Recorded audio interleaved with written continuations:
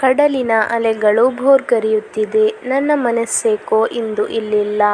ನಾನು ನೆನಪಿನಂಗಳದಲ್ಲಿ ಜಾರಿಬಿಟ್ಟಿದ್ದೇನೋ ಎನಿಸುತ್ತದೆ. ನನ್ನ ತಾಯಿನಾಡಿನ ನೆನಪು ತುಂಬ ಕಾಡುತ್ತಿದೆ.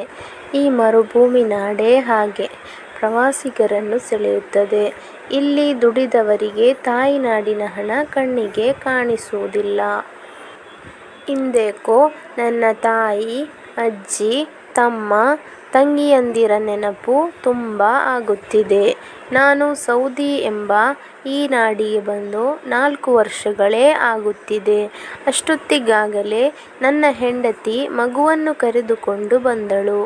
ಏನು ಇಷ್ಟೊಂದು ಆಲೋಚನೆಯಲ್ಲಿದ್ದೀರಾ ಎಂದು ಕೇಳುತ್ತಾಳೆ. ಏನೂ ಇಲ್ಲ, ಊರಿಗೆ ಬರುವ 2 ತಿಂಗಳಿಗೆ ರಜೆ ಕೊಟ್ಟಿದ್ದಾರೆ. ಊರಿಗೆ ಹೋಗಿ ಬಂದರೆ ಹೇಗೆ ಎಂದು ಯೋಚಿಸುತ್ತಿದ್ದೆ ಎಂದೆ.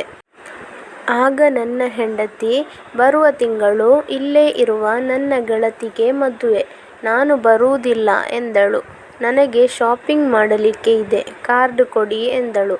ಏನೋ ಮನಸ್ಸಿಗೆ ಬೇಸರವಾಯಿತು.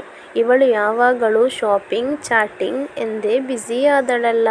ನಾನು ಇವಳನ್ನು ಕರೆದುಕೊಂಡು ಬಂದು ತಪ್ಪು ಮಾಡಿದ್ದೇನೆ ಅನಿಸಿತು. ನನ್ನದು ಬಡ ಕುಟುಂಬ.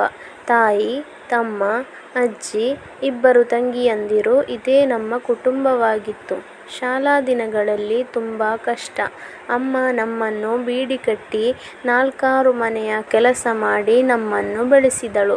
ತಂದೆ ನಾವು ಚಿಕ್ಕವರಿರುವಾಗಲೇ ನಮ್ಮನ್ನು ಬಿಟ್ಟು ಹೋಗಿದ್ದರು. ನಾನು ವಿದ್ಯೆ ಕಲಿಯುವುದರಲ್ಲಿ ತುಂಬ ನಿಪುಣನಾಗಿದ್ದೆ.